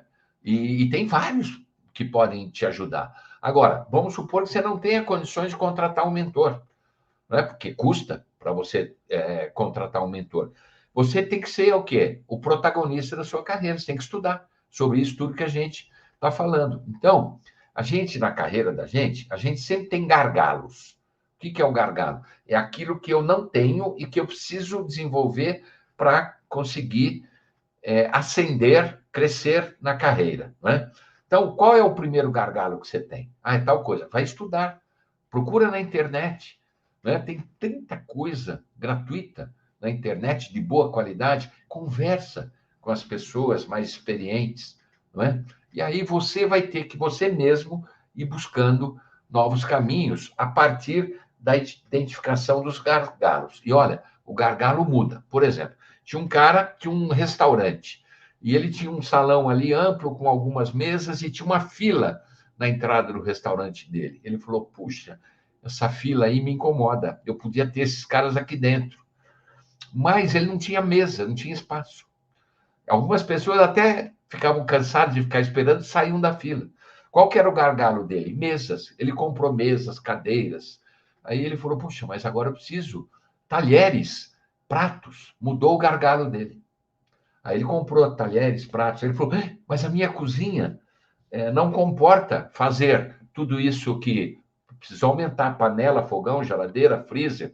Nossa, mas eu preciso de mais garçom para fazer os pedidos. Veja, o gargalo vai mudando. Na carreira profissional da gente, também é assim. Aí chegou uma hora nesse cara do restaurante que não tinha mais fila, porque ele foi superando o gargalo. Ele falou assim, putz, agora eu preciso fazer divulgação, porque eu preciso trazer mais gente para o meu restaurante. Ou seja, a gente sempre tem gargalo. Eu, 67 anos, 42 anos e meio no mercado de trabalho, eu tenho gargalo, eu estudo, eu leio, não é? Sobre alguns aspectos que me interessam. É isso que a gente tem que fazer se a gente não encontrar um bom mentor atualizado e se a gente não puder contratar um mentor atualizado. Beleza? Perfeito, acredito que esclarecido. Outra pergunta que chegou aqui é sobre aprendizagem continuada, que é como escolher entre MBA, pós-graduação, cursos online, e pergunta quando fazer cada um deles. É difícil responder isso. O que eu tenho para falar é o seguinte, nem sempre fazer esses cursos é a melhor opção.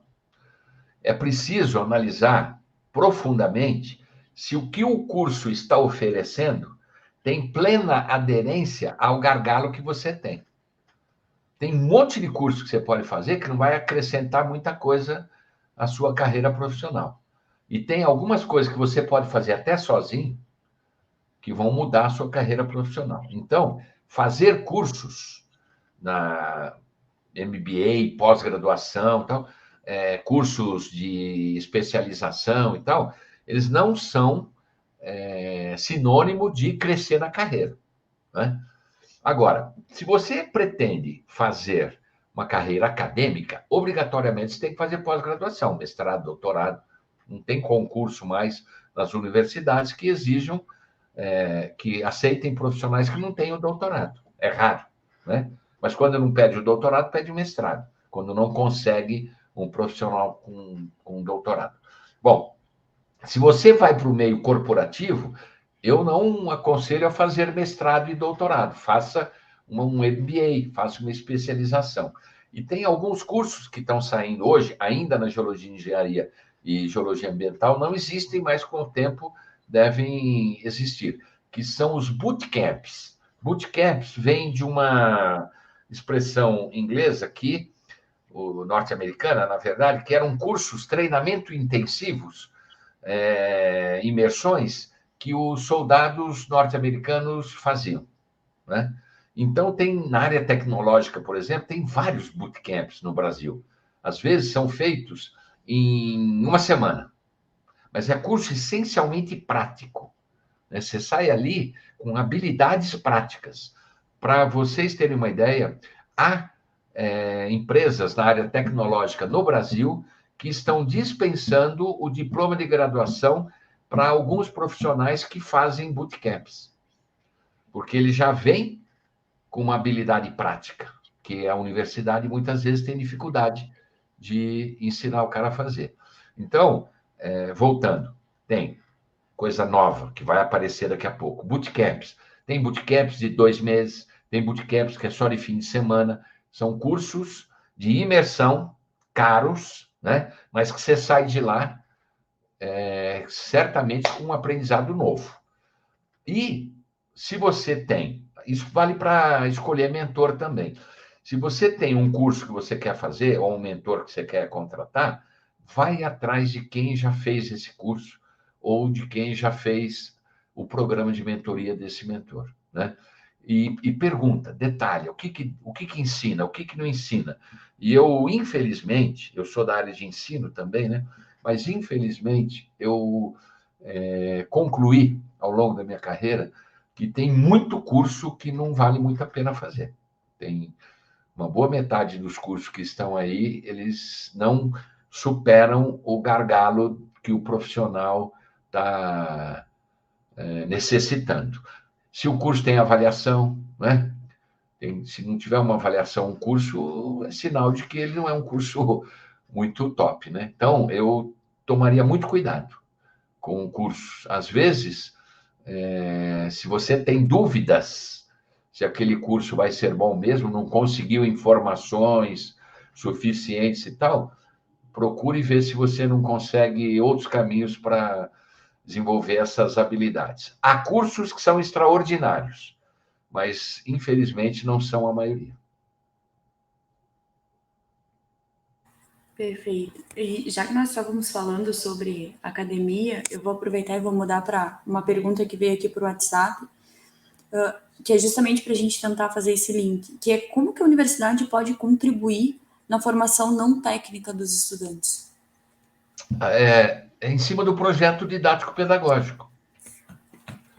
Veja bem, como que é o projeto didático-pedagógico de 99,99% das nossas universidades públicas e privadas? Ele é fundamentado naquela aula conteudista, naquela aula expositiva, que trata todos os alunos como se eles fossem iguais. E aí, com a curva de Gauss, você não gosta daquele aluno extraordinário e nem daquele mau aluno. Você está, como na linha de produção da indústria, está produzindo um profissional padrão, típico, aquele cara igualzinho, tudo igual, né? Esse é o projeto pedagógico nosso. Quem que é o cara mais importante na sala de aula? É o professor, né? Quando nesse conceito aí do projeto didático-pedagógico. O que esse projeto didático-pedagógico faz? Competição entre os alunos. Olha que coisa. Por nota, não é? Veja que interessante aí, ó. CREA Rio Grande do Sul e Mútua Rio Grande do Sul.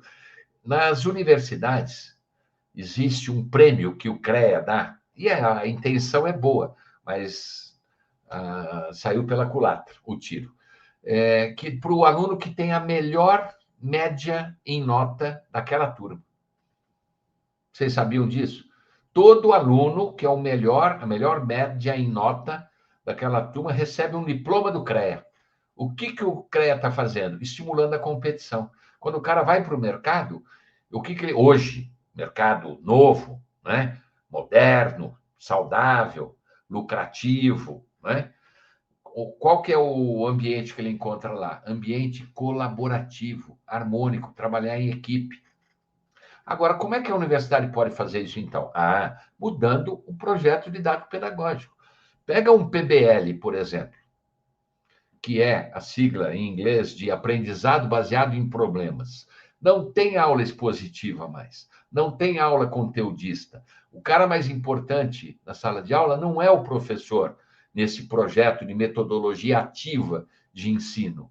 É o aluno que é o cara mais importante. E os alunos não são tratados todos iguais, são tratados todos diferentes. Como? Eu vou dar aula particular para cada um? Não. Eu vou fazer o seguinte, eu vou apresentar para um grupo de alunos que está no primeiro ano, por exemplo, um problema compatível com o primeiro ano.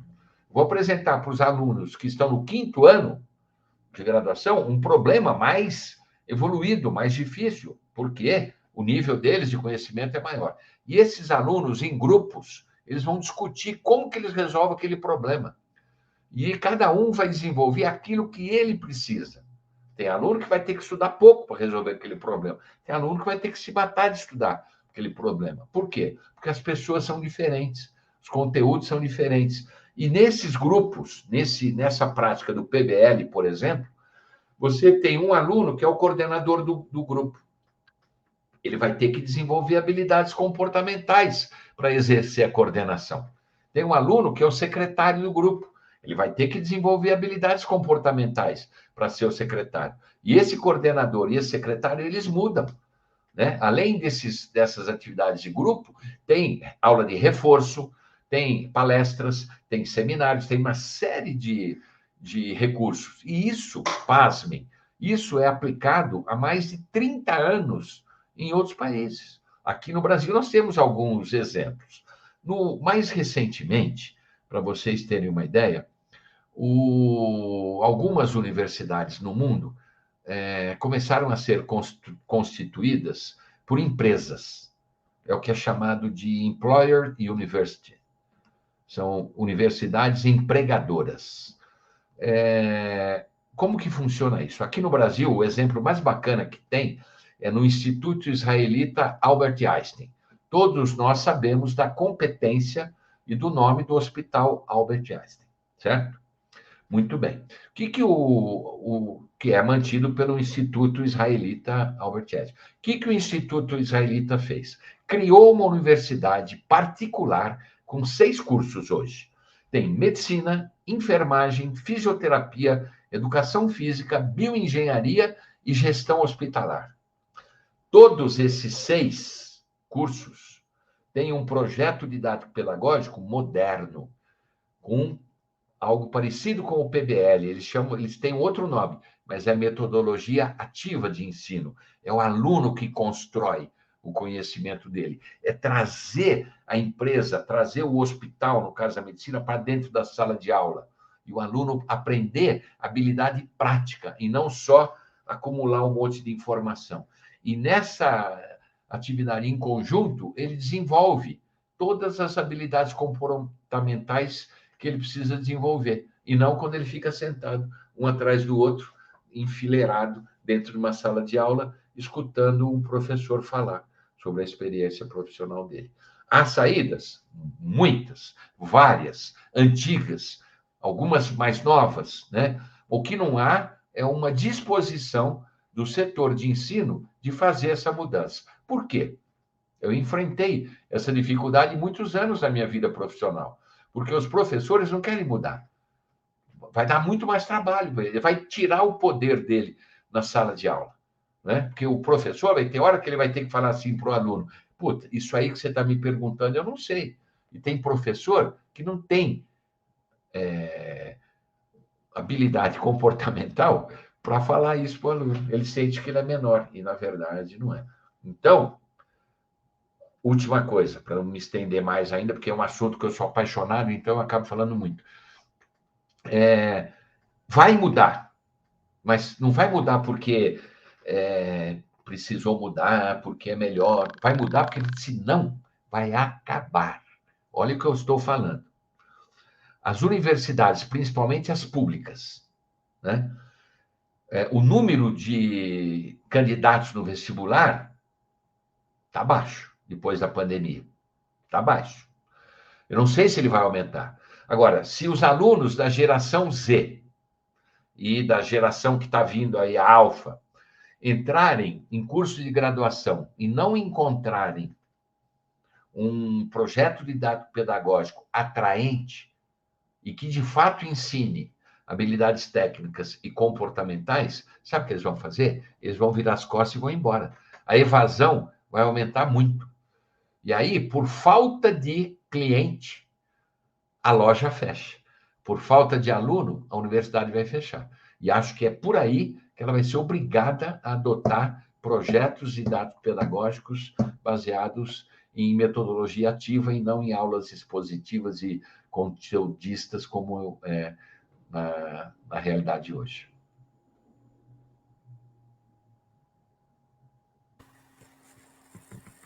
Então, agora temos uma última pergunta. Nós temos vários jovens, né, presentes online aqui, e acho que deve ter vindo de algum deles. Como ter um processo de diferenciação na carreira, ainda na graduação, para ter as melhores oportunidades no início da carreira? Legal, essa pergunta é demais. Puta, bacana. Eu devia ter falado isso, preciso anotar isso aí. Diferenciação durante a... Deixa eu marcar aqui, peraí. Muito obrigado pela pergunta. Quantas pessoas assistindo aí, Karina? Eu não tenho essa informação, mas acho que a organização tem. Assim que eles me passarem, eu te digo. Não precisa, era só... Bom, é o seguinte, eu ainda quando era professor aqui na Unesp de Rio Claro, onde eu moro até hoje, eu fui convidado algumas vezes para dar a aula inaugural para os calouros da geologia.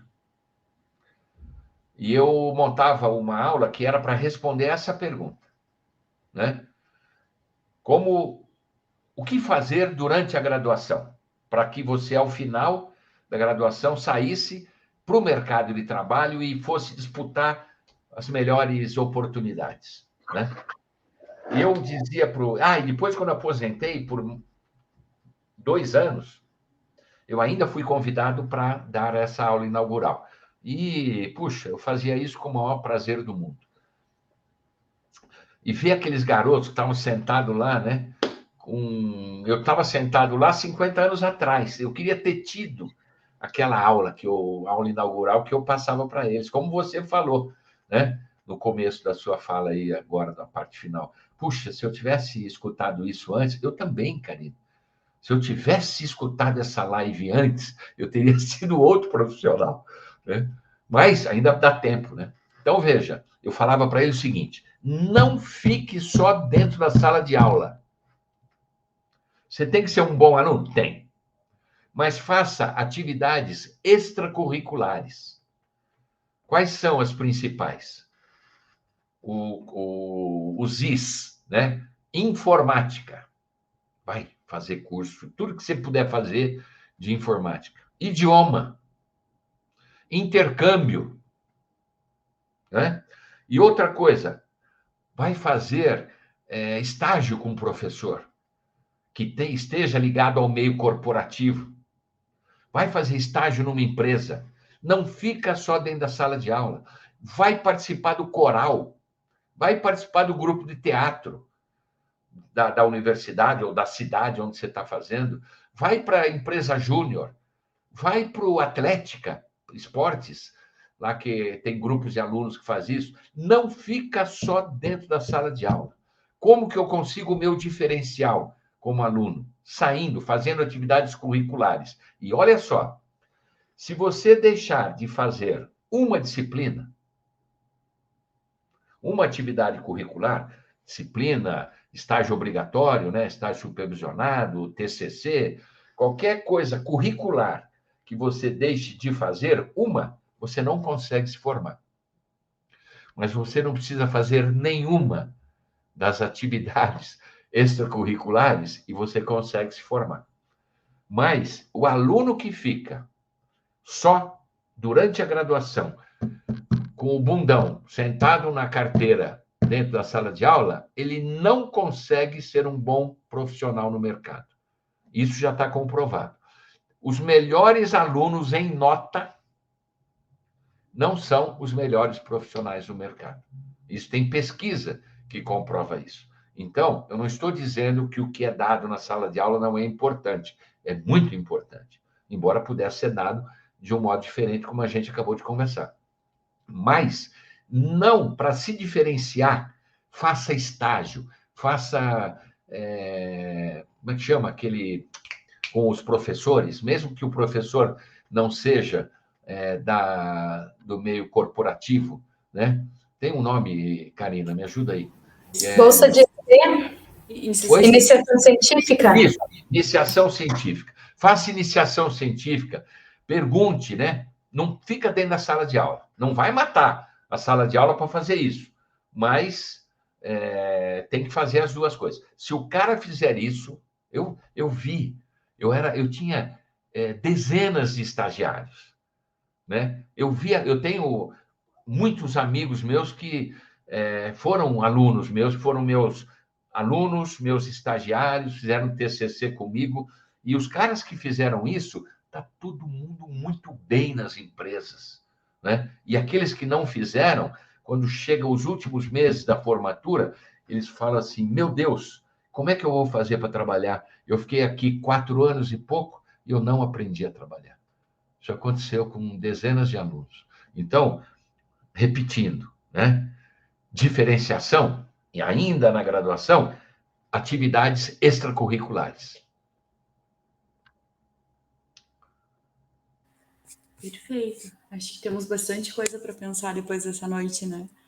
Então, muito obrigada, professor Leandro, e passo a palavra ao pessoal da organização, então. Eu teria uma pergunta, talvez seja meio polêmica, não tenha solução como resposta, mas talvez um parecer do professor Leandro. A gente viu aquele T, né, da formação, que deveria ser um Pi, na verdade, mas o que eu estou vendo na realidade que tem uma questão de querer sempre ser mais especializados. Né? Tem aquela piada, saber absolutamente tudo sobre absolutamente nada, né?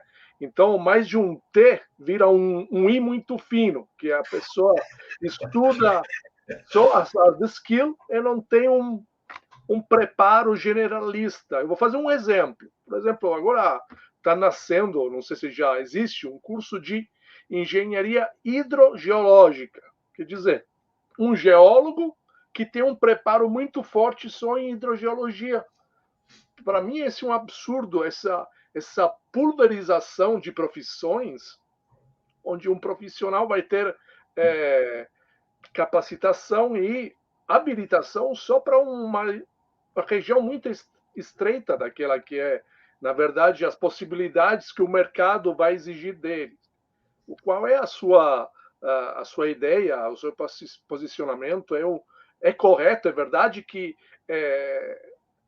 os pormenores de cada profissão vão exigir sempre uma dedicação em âmbitos bem restritos, mas acho que isso deveria ser uma escolha do profissional ao longo da sua carreira. Qual é a sua ideia? Bacana, muito complexa a questão que você coloca. Mas eu penso assim, são fases diferentes, né? Eu, quando comecei a trabalhar, em 1981, o bom profissional era o cara que sabia um pouco de várias coisas. Quando tinha uma necessidade mais específica, aí entrava o papel do consultor. O que era o que era o consultor? Do bom consultor, né? Porque tinha consultor que você contratava, como dizia um amigo meu, ele pegava na sua mão, olhava no seu relógio e falava que horas que eram. Tinha esse consultor também. Mas o consultor top mesmo, ele era um cara mais especializado naquele assunto que você tinha, ou a sua equipe tinha aquela deficiência. Aí, passado um tempo, veio essa história do especialista. Todo mundo tinha que ser especialista, como você bem colocou, né? Era um I comprido, assim, só tinha uma barra, era um cara que sabia tudo, muito, sabia muito de pouco, né? Depois veio uma outra fase, que era o multi-especialista. Não adianta você saber só uma coisa, você tem que saber. Bom, mas isso aí não dá, né? Não dá. Eu uso até uma metáfora do Murilo Gun. Eu pego um profissional, falo que é um profissional que ele precisa ser um super-herói. Que ele está abrindo a camisa assim, tem o S do super-homem, né? E todo super-herói tem um superpoder.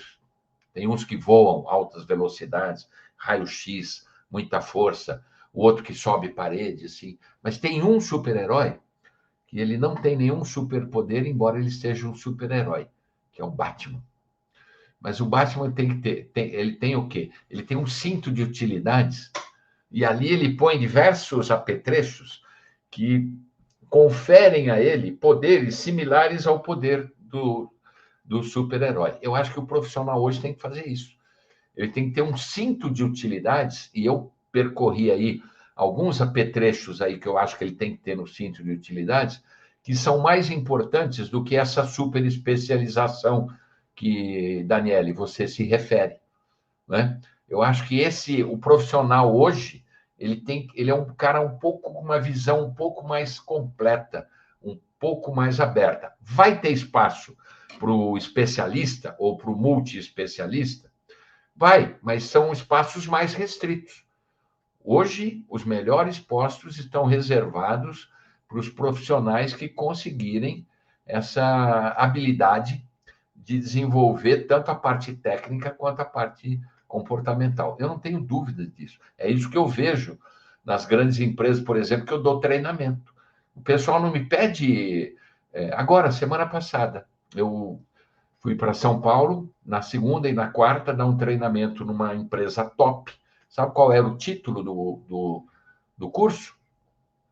Autoliderança e protagonismo de carreira. Ninguém me pede para explicar sobre risco, sobre escorregamento. Isso aí está cheio, né? Agora, autoliderança e protagonismo de carreira, isso aí não encontra. Eu estou fazendo, estava aqui do lado, não está mais. Eu estou preparando um curso agora sobre gestão de conflitos no meio corporativo entre diferentes gerações. É isso que está. É isso que não tem mais essa questão só técnica, né? Como era uma demanda de uns tempos atrás. Essa é a minha maneira de pensar sobre essa questão que você bem colocou.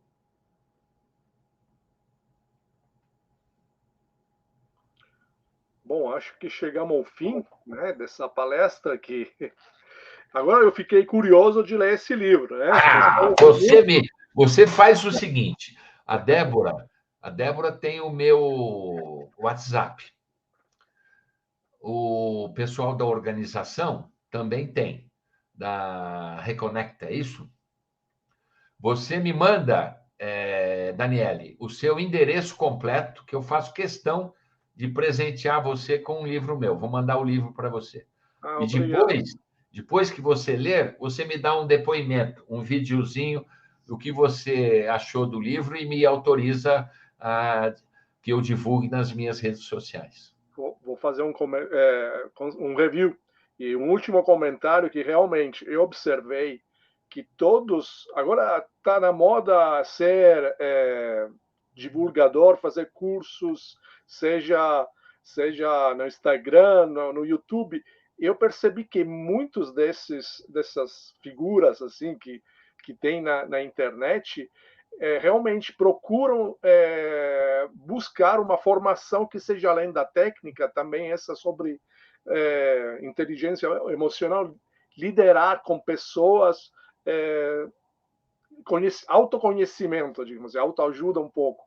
Eu realmente acho que essa é uma parte que cada um de nós deveria realmente buscar preencher com leitura ou com cursos, com mentorias.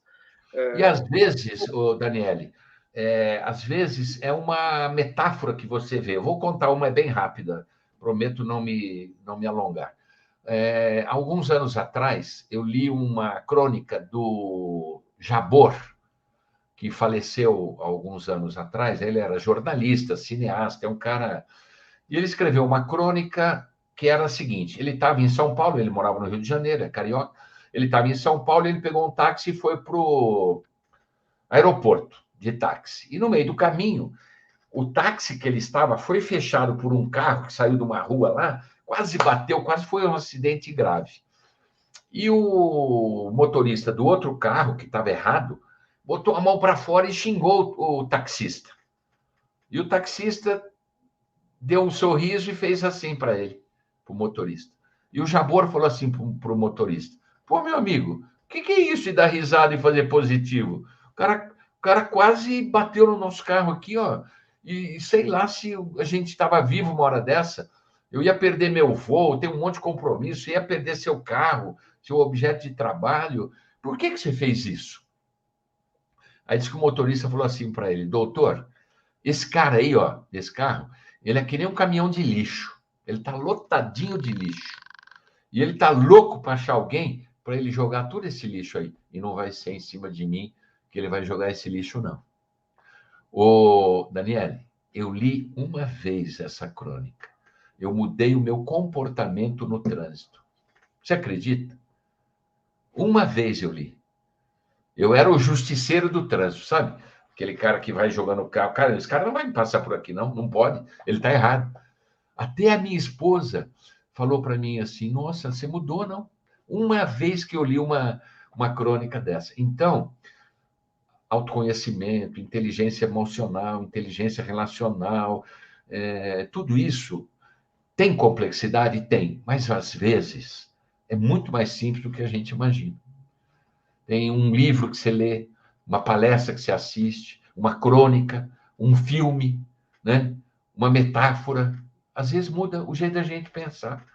Muda para melhor, né? Então, a gente não deve desistir nunca. E ler, estudar, procurar se informar. Isso é, né, fantástico. Bom, a gente foi muito além do que era previsto como duração, tá? Eu não sei, eu gostaria de deixar a palavra para a Débora, talvez fazer o gancho, que agora se encerra o primeiro ciclo, com essa palestra que fechou com chave de ouro, né? Esse primeiro Muito obrigado. ciclo. E passaria para a Débora a palavra para fazer o gancho com o segundo ciclo, e depois a Lu Simone vai fazer o encerramento dessa palestra desta noite. Pode ser, Débora? Pode ser, sim. Gostaria de agradecer mais uma vez, então, para o professor Leandro pela disponibilidade. Foi muito bom. Acho que todo mundo sai daqui hoje com muitas coisas, pensando em muitas coisas, né? Eu acho que é um assunto legal, um assunto importante. A gente fala muito pouco aqui, ao longo das 3 demais palestras. A gente falou muito sobre os desafios da geologia de engenharia, da geologia ambiental, mas muito focado, né, nas habilidades técnicas, né, e como que é esse profissional do futuro e como que a gente, né, pode ser um profissional melhor. Mas hoje a gente vem com essa abordagem, né, das soft skills, que também é uma demanda do tempo contemporâneo, né, do tempo moderno. Eu acho que isso faz a gente pensar e nos tira um pouco da nossa zona de conforto também, né?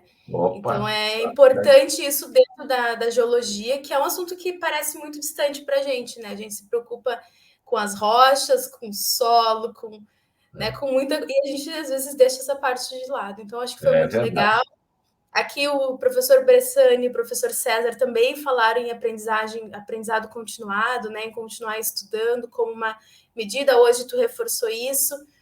O professor André, na sexta-feira, também já tinha falado. Então, a gente vê assim, que estamos todos caminhando, né, trilhando assim, estamos todos alinhados, né, de fato, na importância da gente se preparar sempre, né, essa atualização profissional que é muito importante. Então, agradeço a ti, agradeço a todos que nos acompanharam, e em nome da organização eu deixo o convite, né, para que todos nos acompanhem no segundo ciclo, que vai acontecer a partir do dia 21 de agosto. Né? Agora sim vamos começar a entrar mais nas demandas técnicas, né? Então vamos falar de cartografia geotécnica para os municípios, vamos abordar sobre sensoriamento remoto, técnicas de investigação geológico-geotécnica. Então, fizemos essa primeira abordagem mais, né, da carreira, mais profissional, e agora vamos mergulhar, então, de fato, na geologia de engenharia, na geologia ambiental, na hidrogeologia, e fica o convite para que todos participem conosco.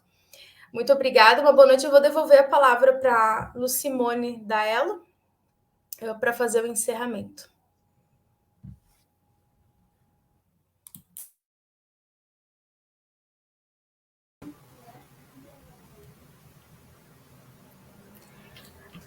Agradecemos a brilhante apresentação do geólogo Leandro Serri, agradecemos a participação de todos, os participantes, os patrocinadores, CREA e Mútua. Agradecemos e pedimos para que todos acompanhem a programação do evento, que continua o segundo ciclo no www.reconectagel.com.br, e convidamos a todos a assistir os vídeos dos patrocinadores. O Conselho Regional de Engenharia e Agronomia do Rio Grande do Sul faz muito porque faz junto. Uma gestão colaborativa e transparente que coloca as pessoas em primeiro lugar. Serviços mais ágeis e inteligentes, trazendo inovação profissional, com direito à carteira digital e menos tempo na compensação das ARTs. Mais segurança, mais confiança e mais tranquilidade. Os profissionais do CREA-RS estão no campo, na cidade, em todos os lugares e momentos. Com fiscalização preventiva, orientativa e educativa, sempre em defesa da sociedade e do exercício legal das profissões. Com uma visão empática, de equidade, de diversidade e de sustentabilidade, o CREA-RS está trabalhando para o planeta, para as pessoas e para a sociedade. E seja por onde for, está construindo o futuro e um mundo melhor. Conselho Regional de Engenharia e Agronomia do Rio Grande do Sul. A gente faz muito, porque faz junto.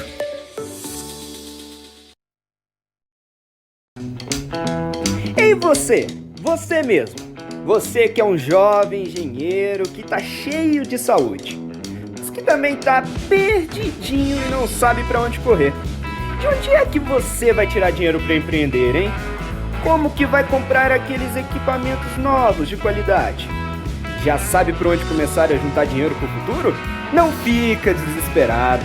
A solução tá bem aqui. Conheça a Mútua.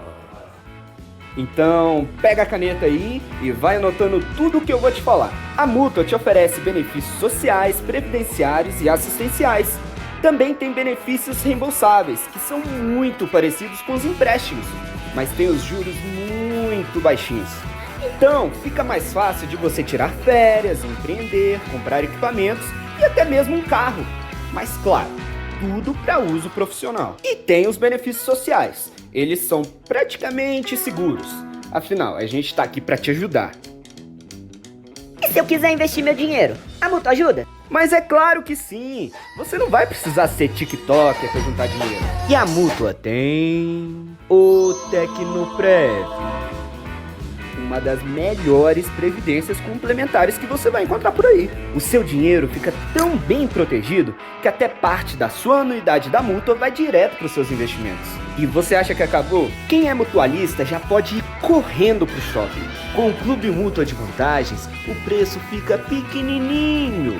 Então, motivo não falta para você também ser um mutualista. Deixe a Mútua fazer parte da sua vida hoje mesmo. Afinal, quanto antes melhor.